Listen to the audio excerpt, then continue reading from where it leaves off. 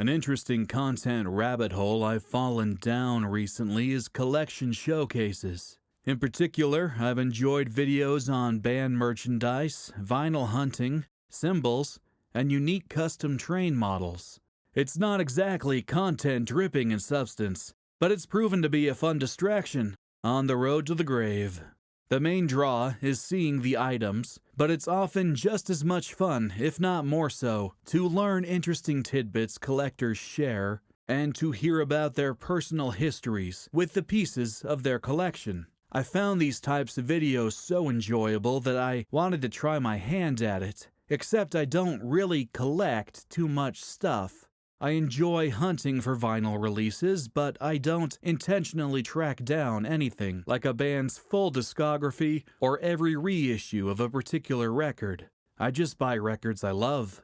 Similarly, my home is littered with railway accoutrements, but it's just decor based on my interests. I don't collect train models, and I don't dare try to customize the few I do have. So, at a loss, I shelved the idea, only to walk into my closet to put away some laundry and see the answer staring me in the face. Amiibo! Amiibo are small 3 to 4 inch figurines that Nintendo began selling in 2014 in response to the profitable Toys to Life series their competition were releasing. Activision's Skylanders and Disney's Disney Infinity are notable examples. In addition to being nifty physical representations of game characters, Toys to Life figurines are equipped with near-field communication functionality. This allows players to scan them on controllers or peripherals to unlock unique content in compatible games. What set Amiibo apart from the competition is that a figure's compatibility was not limited to just one game or series. Instead, a single Amiibo could unlock different rewards in a variety of releases. This diverse functionality, a previous lack of commercially available Nintendo figurines and stock shortages, quickly created a collector's market around the tiny figures. Hey, that person fell on my knife.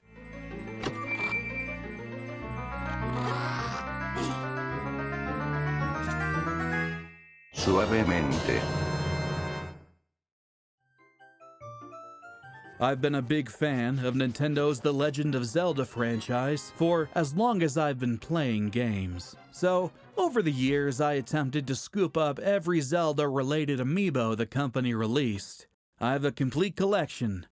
This video will showcase the figures in release order, give an overview of their in-game functionality, discuss their appearance, and offer some interesting tidbits about the series and the figurine line. Okay, let's get started. Link, the protagonist of the series, was, of course, the first Legend of Zelda character to receive an amiibo. This figurine was released as part of the Super Smash Bros. Amiibo line. Super Smash Bros. Is a popular fighting game series that allows players to pit venerated Nintendo All-Stars against each other in chaotic brawls. The series has featured several Zelda characters as playable fighters over the years. Because Smash is a major gaming crossover, with a roster lifted from Nintendo and gaming history, it offered an excellent starting point for Amiibo. These figures' main utility in Smash is their ability to receive and store fighter data, allowing the player to train an Amiibo to fight using a particular style. In Hyrule Warriors for the Wii U, a Zelda spin-off centered on a 1-against-1,000 power fantasy, scanning the figure unlocks the Spinner, a unique weapon and moveset for Link, based on equipment the player unlocks in Twilight Princess.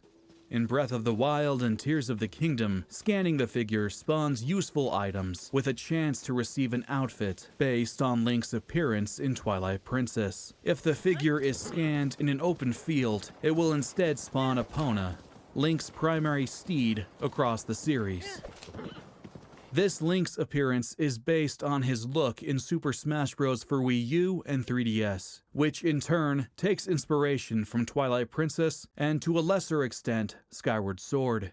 Most amiibo based on characters with more cartoony or simplistic designs looked good from day one. However, it took Nintendo a while to find their footing with characters that had more realistic or anime-inspired designs and aesthetics.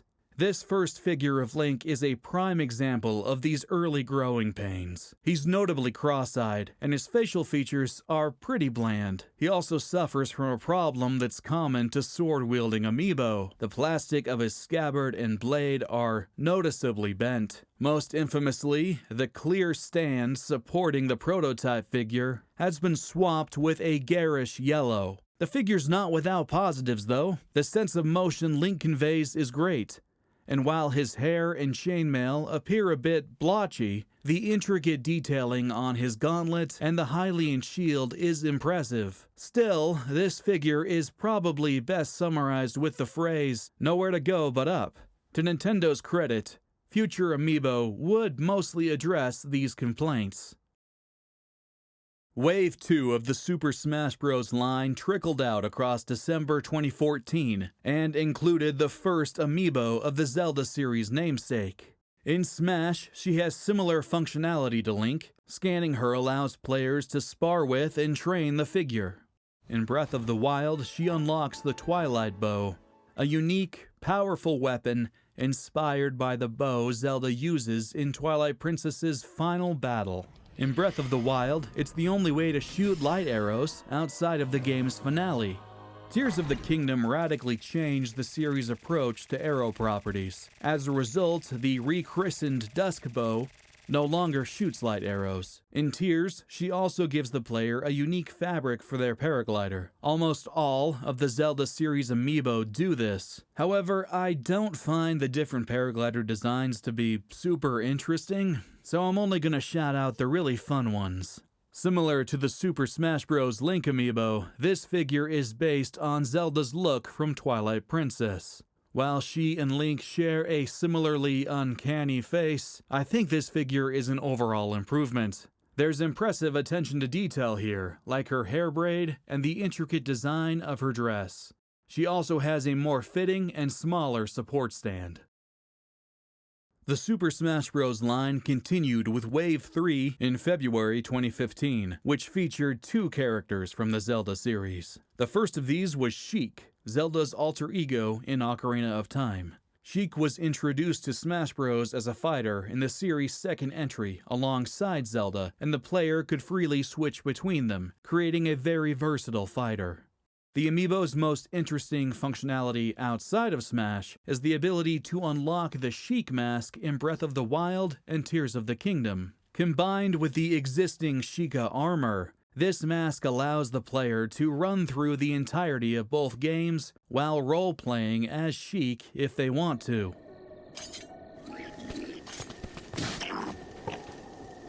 This Amiibo adopts Sheik's design in Smash Bros., which was heavily based on an unused Twilight Princess design. Presumably, this was done to maintain parity between Sheik and the other Twilight Princess character designs used in Smash. The figure has a lot of nice touches, like the inclusion of Sheik's dagger and hand wraps. Compared to previous figures, the armor detail is excellent, and conveniently, Nintendo was able to sidestep the uncanny valley with Sheik's face covering. The Toon Link Amiibo released alongside Sheik in Wave 3 and adopts Link's appearance from The Wind Waker, among other titles. This figure has very similar in-game functionality to previous figures. The Amiibo can be trained in Smash Bros. And unlocks a Wind Waker-inspired tunic in the series' most recent titles. The player can also obtain a unique boomerang based on the item's appearance in The Wind Waker. Look at these two side by side. It really shows off Nintendo's early struggle with their more complex figures, as well as their success when using simplistic characters as a basis for Amiibo. Toon Link's larger head and simplified facial features allow for a much more readable expression. His pose conveys a great sense of motion, and the plastic blade of his stumpy Master Sword doesn't suffer the same warping problem as the first Link figure. Whoa. The knitting on his tunic appears finely stitched, and the intricate designs on his shield and especially his scabbard are really nice. This figure's just great.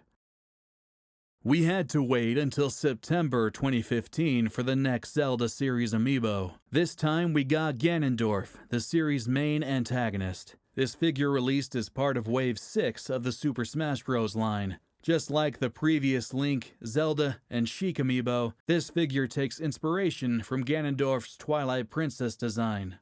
Like all Smash amiibo, Ganondorf can be used as a unique sparring partner.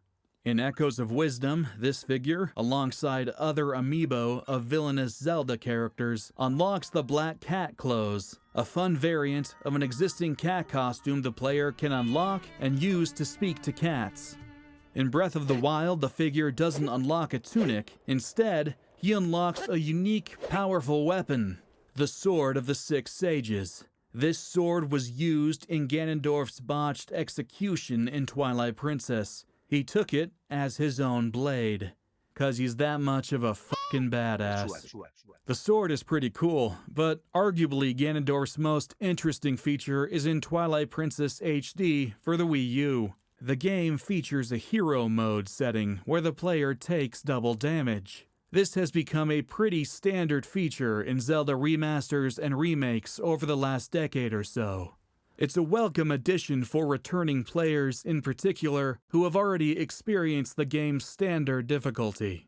Scanning the Ganondorf amiibo adds its own double damage penalty, and combining the amiibo with hero mode makes the player take 4 times the damage they would normally receive. Math is fun! This can create a very rewarding challenge for the player, especially during self-imposed 3-hard playthroughs.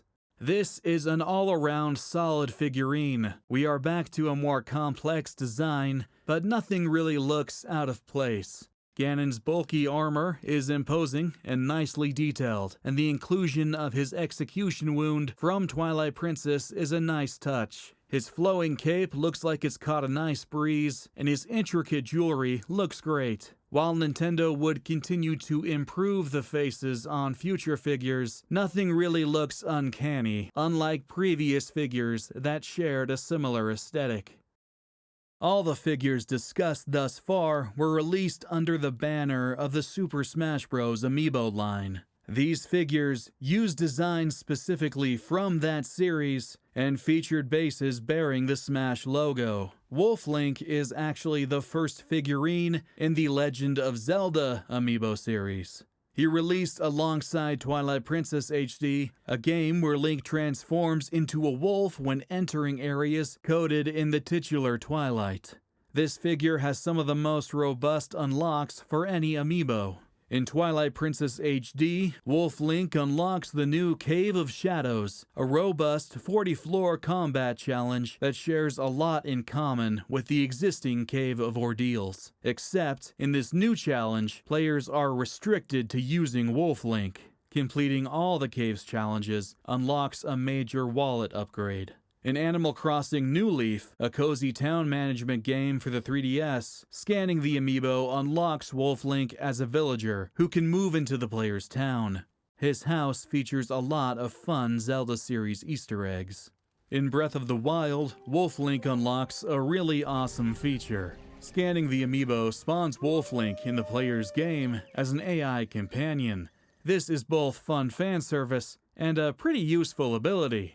Breath of the Wild attempted to take the Zelda franchise in a brand new direction and put its own spin on features present in several more contemporary open-world games, such as Far Cry and The Witcher. Many of the games Breath of the Wild took inspiration from feature AI companions the player can enlist as allies, so it's nice to see this mechanic represented by Wolf Link. Breath of the Wild's world has a pretty isolating atmosphere, so having some company while exploring is nice. Players can take Wolf Link with them around most of the game world, and he's very useful while hunting or fighting.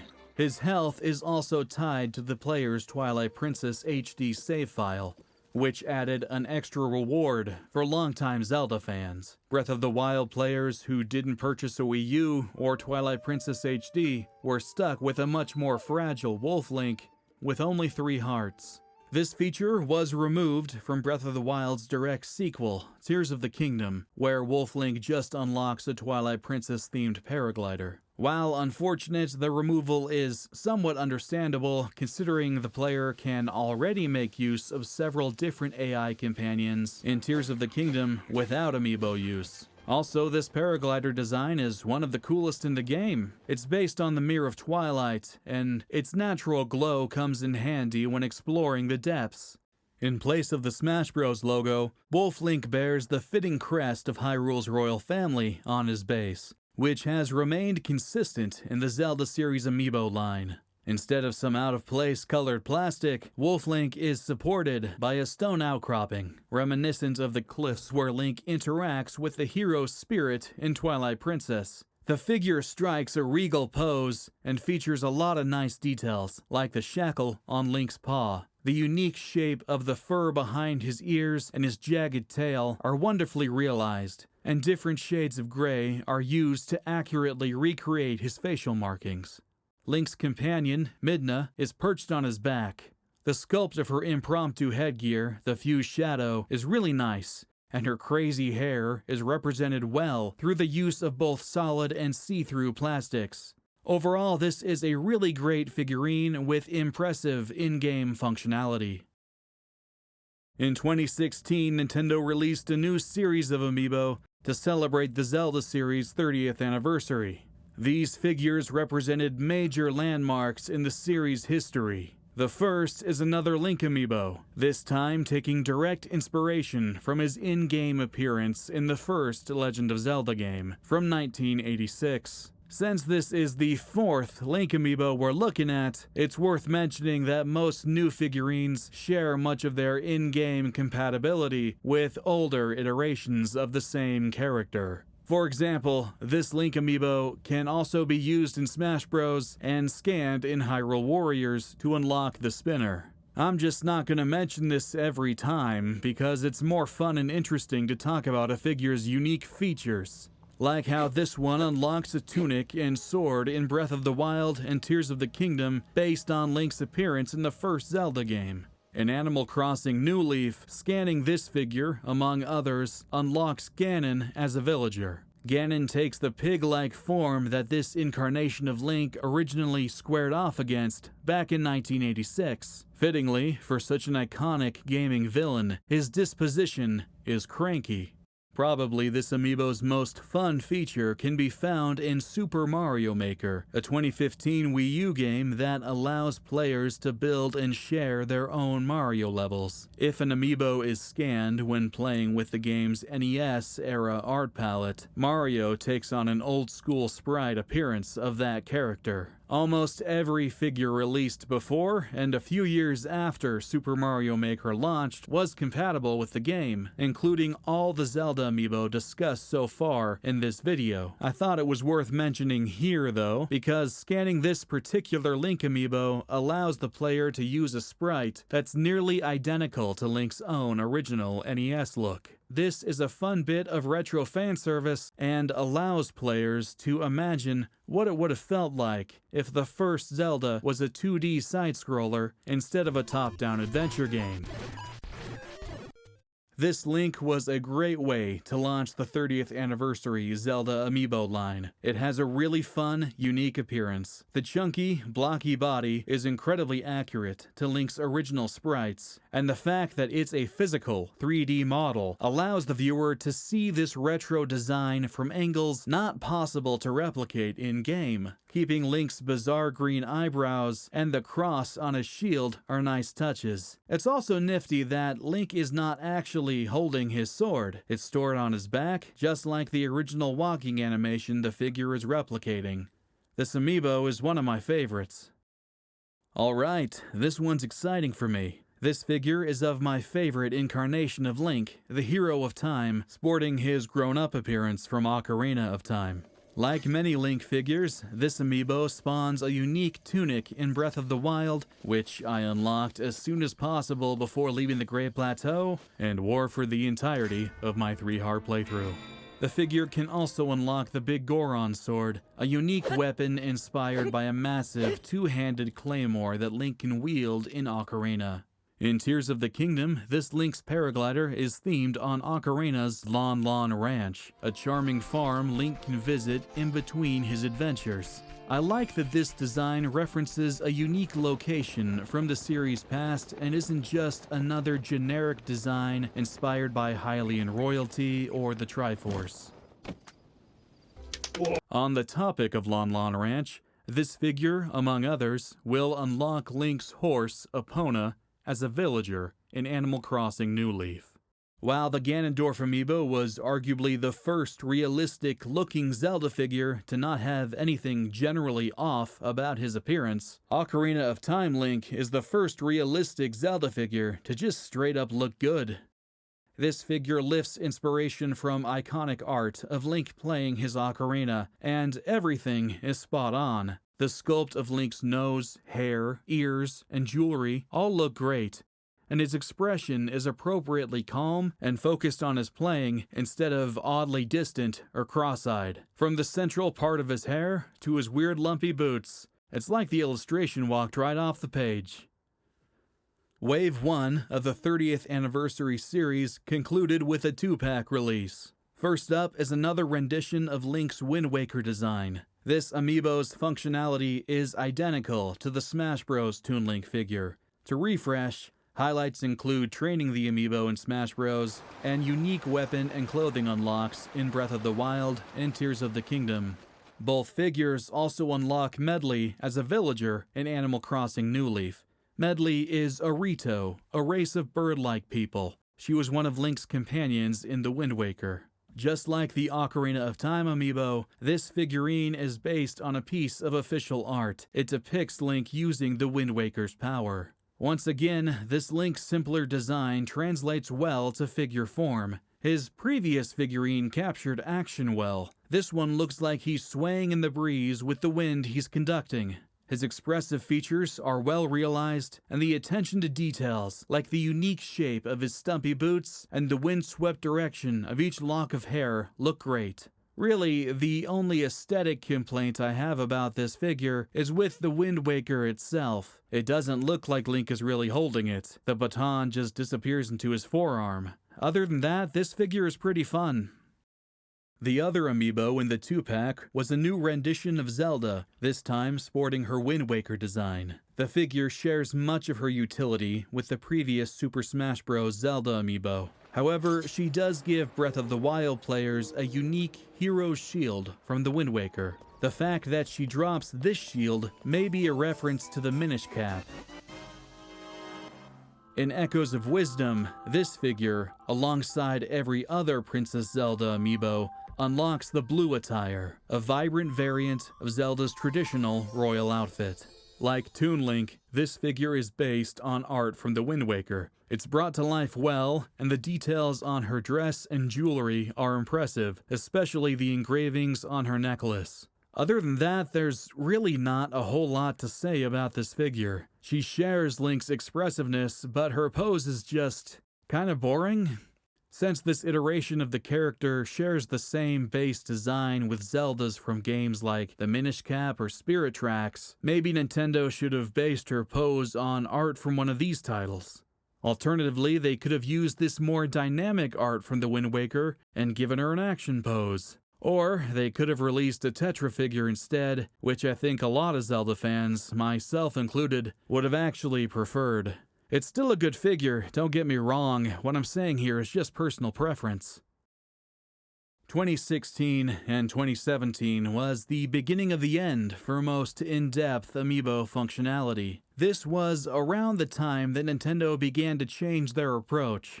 I think the company had come to realize that the figures hadn't really earned them a piece of that Toys to Life pie, which, after a few years of being the new hot gaming trend, was beginning to crumble. Instead, the figures had created a passionate collector's market. Many players who bought amiibo weren't even taking the figures out of their packages to scan them. Others who weren't interested in buying amiibo, or who simply couldn't because of stock issues, "Your mother and I stole you from a richer family. You could have had a better life," were understandably upset that Nintendo was locking interesting content behind a plastic paywall. Moving forward, amiibo began to have more sporadic releases. while continuing to look better and better.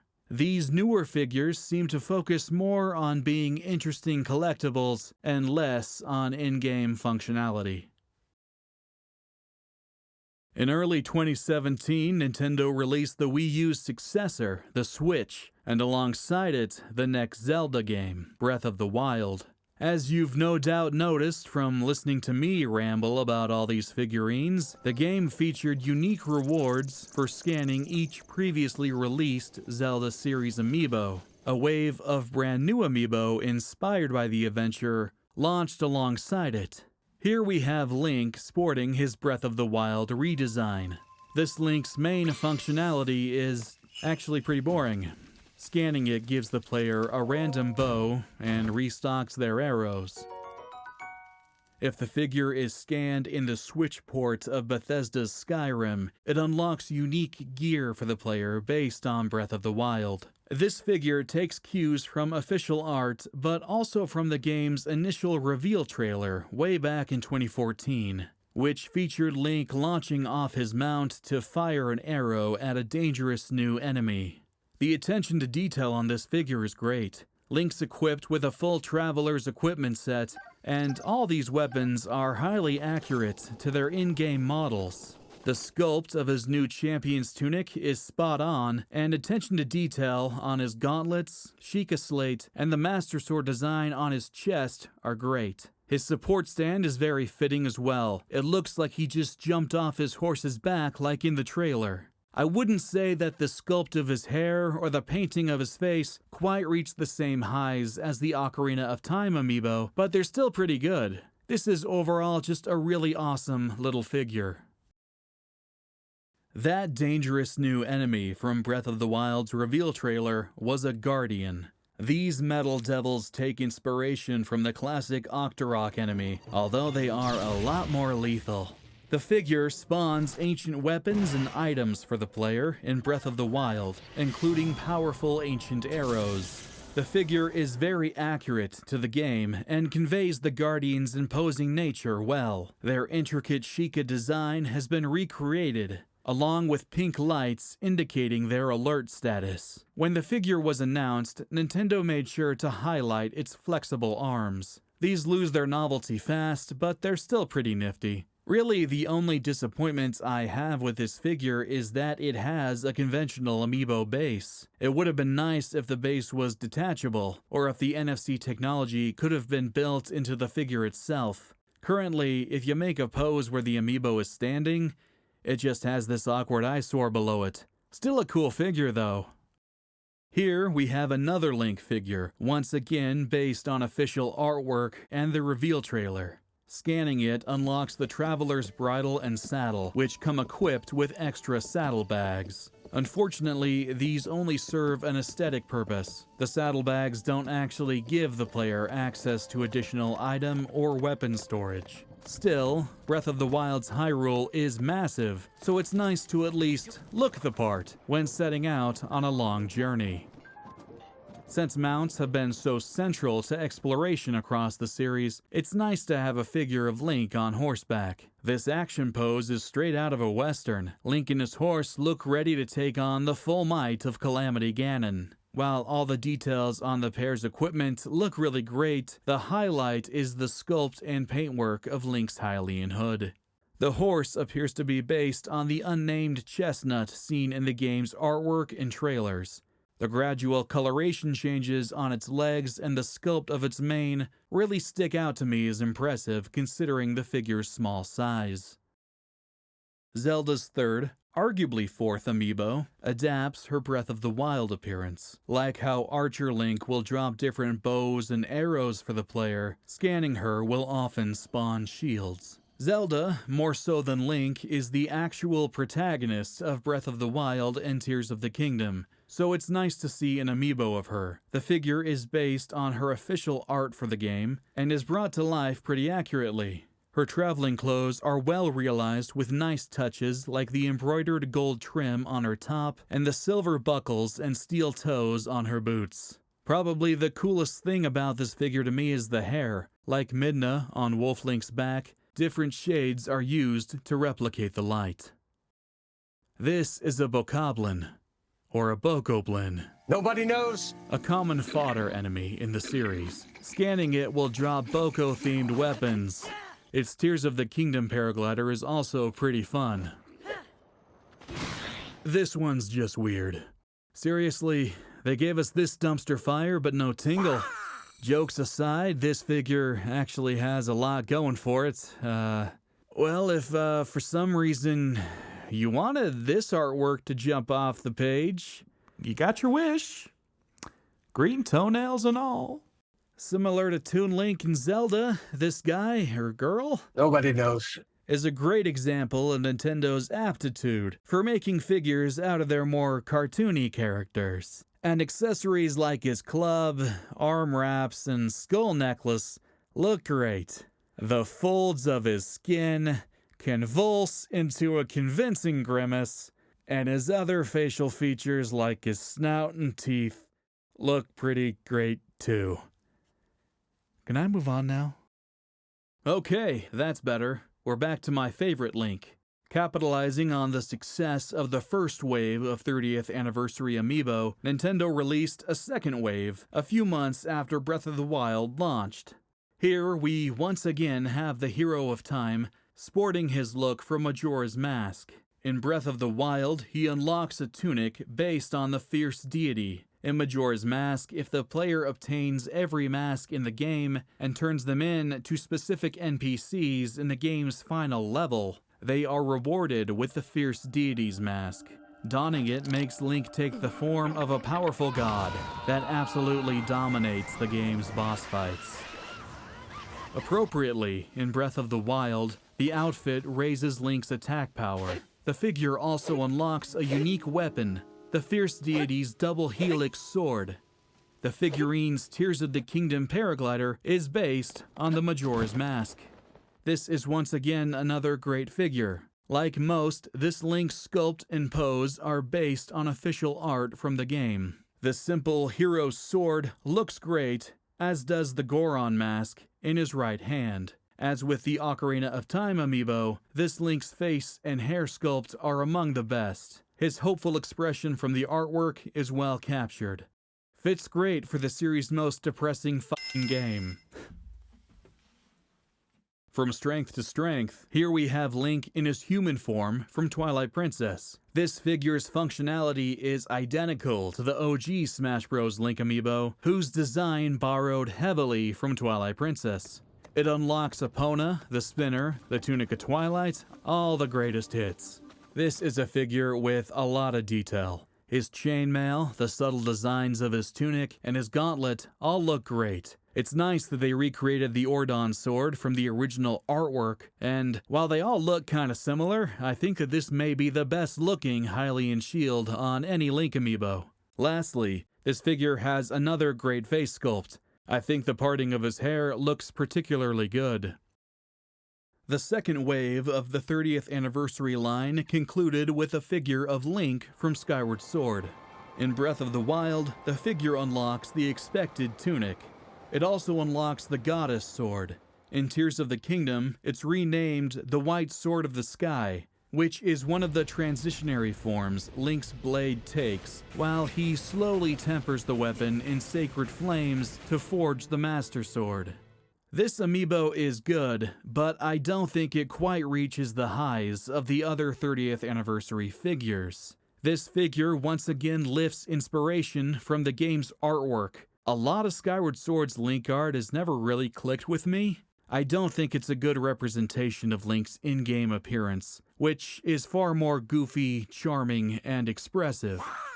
This amiibo adapts art of him bracing for combat, and there's a lot of nice touches here. The folds of his tunic and his chainmail once again look good, and the Hylian shield and the Master Sword scabbard are great. The sword itself? That's a different story. Its blade has the most pronounced bend since the original Smash Bros. Master Sword. The fact that it's front and center really makes the issue worse. At a glance, Link's face looks good, but the longer I stare at it, he looks less determined and more pouty to me. However, this Link's messy mop of hair is well captured.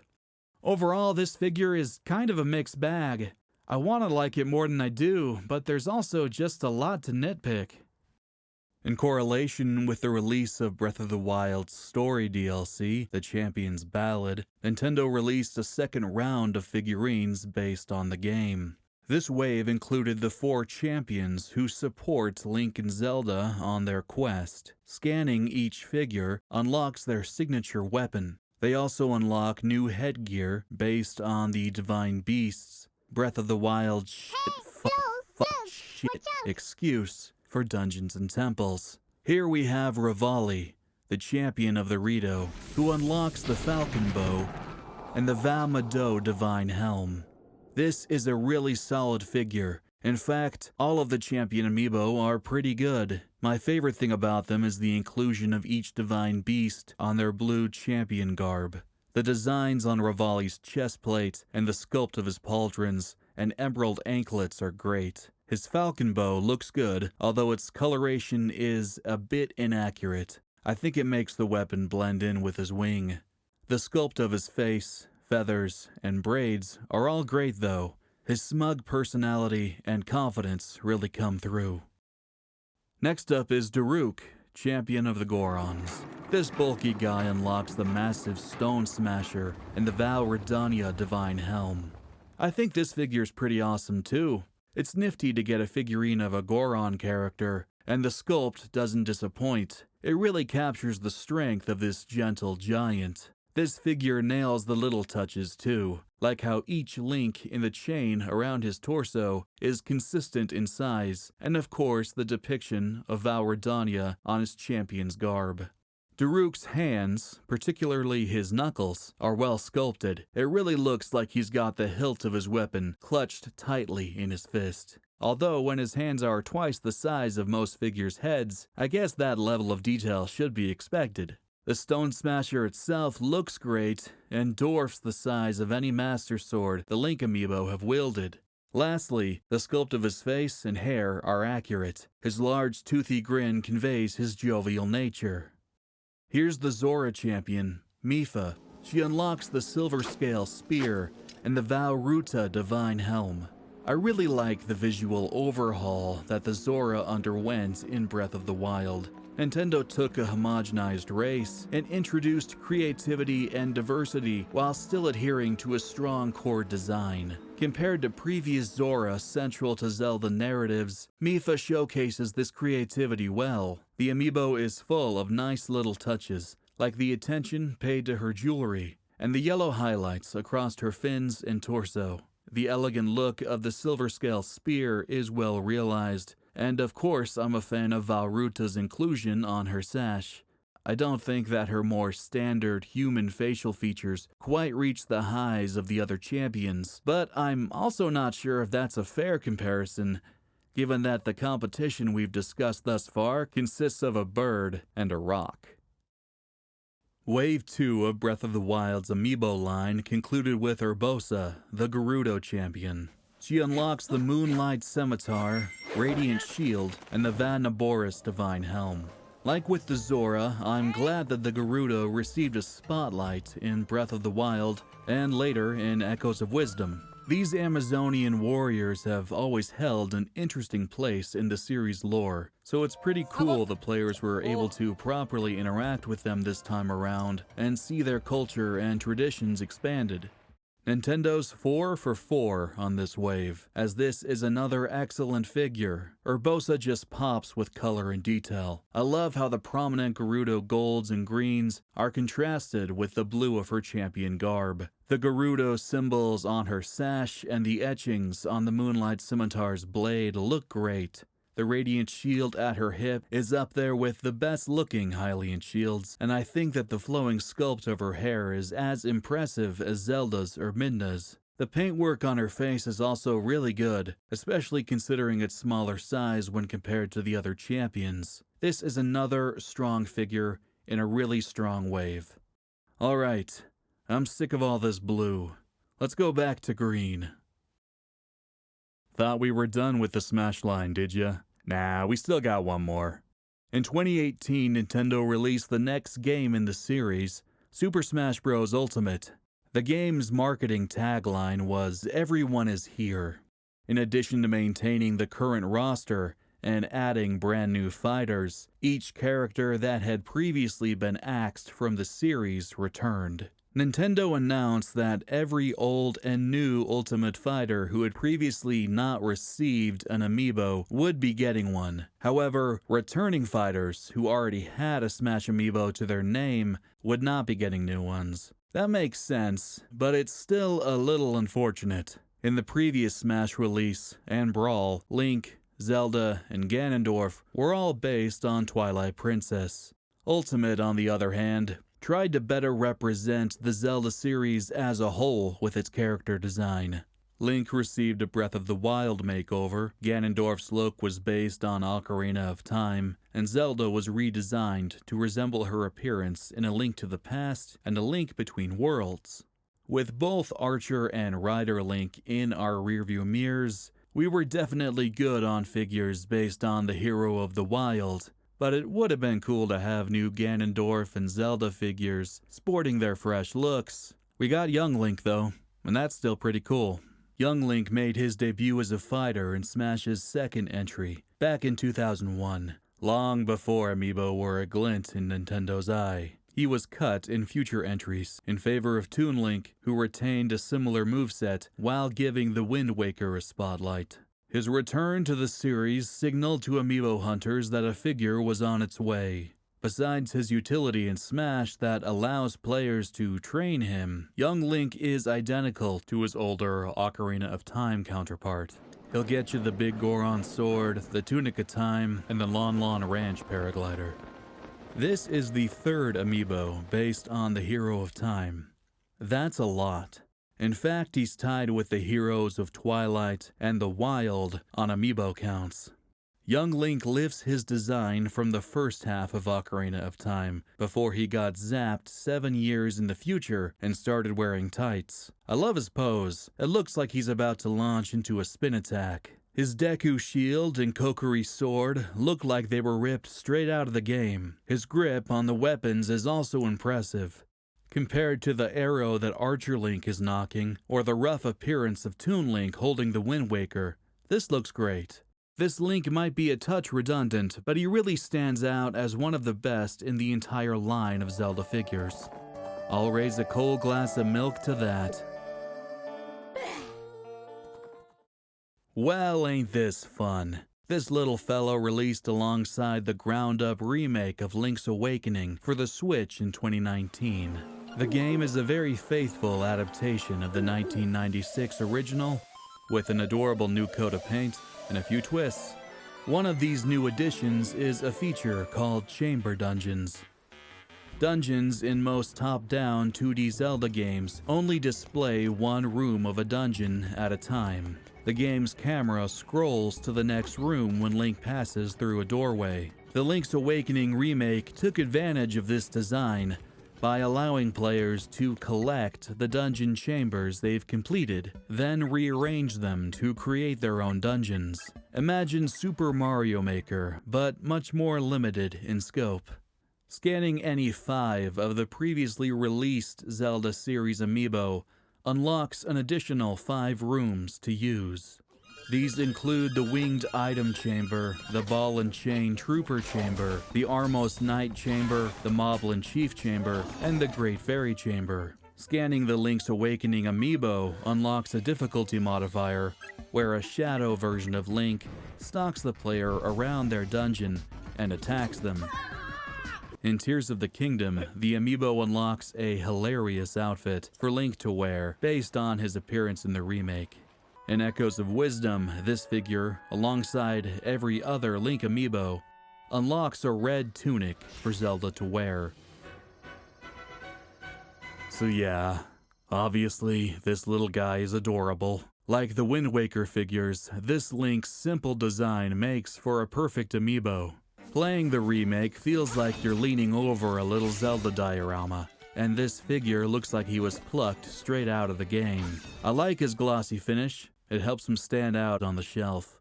His simple features, like his floppy hair and the slight determined indent of his eyebrows, convey a lot of personality, and while his tunic and equipment are pretty basic, That's obviously all they really need to be. Overall, this is another great amiibo, and I love the way he catches your eye amidst the collection.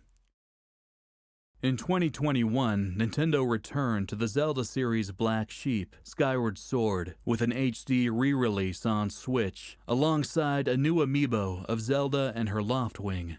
Skyward Sword's map is split between the Sky Islands and the surface. In the original 2011 release on the Wii, the player could only travel between the two layers by interacting with statues at designated locations. While not a massive limitation, repeated treks to restock Link supplies could grow tiring. Skyward Sword HD lifts this restriction and allows players to travel between the surface and the sky from almost anywhere. But this ability is locked behind the new Zelda Amiibo, requiring the purchase of a $25 figure. To use a quality of life feature didn't exactly make players very happy. When you mix in supply chain issues caused by a global plague and the company's already infamous stock shortages, Nintendo wasn't leaving the doghouse for a while. The figure's Tears of the Kingdom functionality is far more conventional. It unlocks a paraglider based on the sailcloth Zelda gives Link in Skyward Sword. In that game, players use the sailcloth to break their fall when diving to the surface. Presumably, Skyward Sword's sailcloth helped inspire the gliding mechanic in Breath of the Wild and Tears of the Kingdom, making this a pretty clever reference. Why don't we try to go to the point that we marked on the map? Let's go. Whoa, a few. Good to know he had the sailcloth. Right, it played an important role in Skyward Sword. Like most of the amiibo discussed thus far, this figure is based on promotional artwork. Zelda's design in this game is really fun, and unlike Link, there's not a massive discrepancy between her artwork and her in-game appearance. I'm glad Nintendo opted to release a more unique figure instead of defaulting to another safe Link re-release. This one definitely stands out in the collection. The sculpt of both figures is great. The texture of the bird's talons and plumage is really nice, and I like the light blue and pink colorations. The details on Zelda's belt and sash look great, and the folds of her dress and shawl are impressive. The sculpt of her hair looks good, and her facial features are an improvement over her Breath of the Wild amiibo. Her carefree expression is spot on. Once again, it's like the art walked off the page. In summary, this figure is awesome, and for the price tag, it had better be. Okay, home stretch. This Link amiibo released in May 2023 alongside Tears of the Kingdom. This figure unlocks a unique paraglider, and that's about all it does at the moment. This is arguably the best Link figure. It's definitely up there with the Smash Bros. Toon Link and the Ocarina and Majora figures. Fresh off his Breath of the Wild adventures, Link's now sporting his updated Champion's leathers and a new version of the Hylian hood. The Zonai arm he receives from Rauru after his early game brush with death is front and center. For some reason, I've always been a fan of characters with fucked up arms, especially when they get creative and figure out ways to turn their disabilities into advantages. So I was pretty excited when I saw Link's redesign prior to launch, especially when I learned that his arm was the source of his new abilities. Between all the new protective layers of his gear, this is a fairly complex design, and everything looks great. His double-layered pauldron, gauntlet, and crisscrossing belts are all spot on. The fabric folds of the champion's tunic once again look great, and this is the best-looking chainmail on a Link figure. The Master Sword and its scabbard aren't warped, the windswept cloak looks awesome, and the sculpt of his quiver has noticeably improved since the Breath of the Wild amiibo. Link's face and hair are fantastic, and his determined features are among the best in the line. All of this is great, but for me the real star of the show is his new arm. The unique turquoise coloration helps it stand out against the darker blacks, browns, and blues, and I find the upraised plastic forming the Zonai design on his forearm to be incredibly impressive at such a small scale. Really solid figurine. A few months after launch, Nintendo released two more Tears of the Kingdom themed amiibo. First up is Zelda, who unlocks a new paraglider design. Instead of using her most widely advertised Explorer look, which shares aesthetic elements with the previously released Breath of the Wild amiibo, Nintendo smartly opted to base this figure on Zelda's more distinctive Zonai appearance. The figure lifts inspiration from a specific late-game cutscene. The sculpt of Zelda's dress is easily the most striking thing about this figure, from the intricate folds of the fabric to the way the hem looks like it's catching the wind. Everything looks great. As with Link's arm, the Zonai designs down her front are impressive. The corroded Master Sword looks great as well. The cracked and chipped blade appears to perfectly match its in-game appearance. I think the only notable downside of this figure is her earrings. In-game, they have a striking design. Here, they're just plain white spheres. It's almost like she made earrings out of Aerith's white materia. That aside, this is another great addition to the series amiibo line. Alright, we've reached the end, for now. But we are definitely ending on a high note. Here's the second Ganondorf amiibo. For comparison, Zelda's had 6 figures, and Link's had 14. Jesus Christ. This Ganondorf sports his Tears of the Kingdom look, and much like the Link and Zelda amiibo from the same game, only unlocks a unique paraglider fabric. Look at this flashy, imposing badass. He's a force of nature and is easily a contender for one of the best looking amiibo. His dynamic pose is intimidating from any angle. Everything is on point here, from his flowing robe and the distinct layers of his haramaki to his Gerudo tattoos and jewelry. The appearance of the cloth sheath binding his blade is especially impressive to me, as are the individual locks of hair seen cascading from his top knot. But, hands down, the most impressive thing about this figure is something that's barely visible. The inside of his robe is intricately detailed, with a complex pattern made up of rich reds, yellows, greens, and turquoise. These figures average in size between 3 to 4 inches. This is a crazy amount of paintwork considering that you can barely see the inside of the robe when the figure is upright. This is one of, if not the best Zelda series amiibo. What a way to go out. And there you have it. Every single Legend of Zelda amiibo figure released so far. 28 figures released over 10 years, including 14 Links, 6 Zeldas, and 2 Ganondorfs. Despite a recent lull in amiibo releases, with how financially successful the brand has been for Nintendo, I think it's not a question of if new figures will be released, but when. In fact, I had to keep pushing this project back because Zelda Amiibo news kept interrupting me. First, the additional Tears figures delayed the script, then Echoes of Wisdom's functionality delayed editing. Whenever the series gets a new entry or re-release, I'm sure Amiibo won't be far behind. Despite how drained I am after finishing this project, I wouldn't mind taking a look at some other Amiibo lines after I catch my breath. I have all 5 Xenoblade Amiibo, and I'm only missing 1 Fire Emblem figure. Anyway, we'll see what happens. Thanks for watching.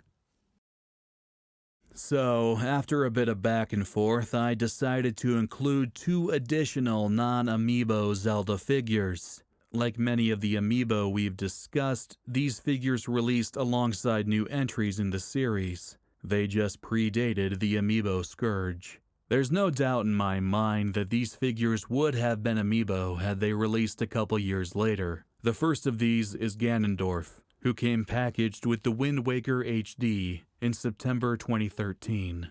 I've always enjoyed this take on the character. He's the only iteration of Ganondorf where the motivations behind his villainous actions are explored. It's not complex characterization, but it's more development than we've received before or since, so I appreciate the attempt. Anyway, the figure. He's freaking patient 0 for sword warping, but aside from that, he's pretty good. The designs on his cloak and jewelry look great, and his intense grimace from the game's finale is well captured. He's a bit taller than most amiibo, and because of this, he actually pairs well with the Link and Zelda Wind Waker figures. Here is Skull Kid, possessed by the spirits lurking in the Majora's Mask. This figure released alongside Majora's Mask 3D in February 2015, when Amiibo were still brand new and somewhat unproven. The spirit in the mask is the primary antagonist of the game. It preys upon Skull Kid's weaknesses and manipulates him into carrying out its machinations. This is an excellent little Zelda collectible. The sculpt of Skull Kid's ragged tunic, pointy boots, and scarecrow hat are great. The unique look and texture of his wooden body shows off an impressive attention to detail. The highlight is the sculpt and complex paintwork of the mask itself. It looks like it was ripped straight out of the game.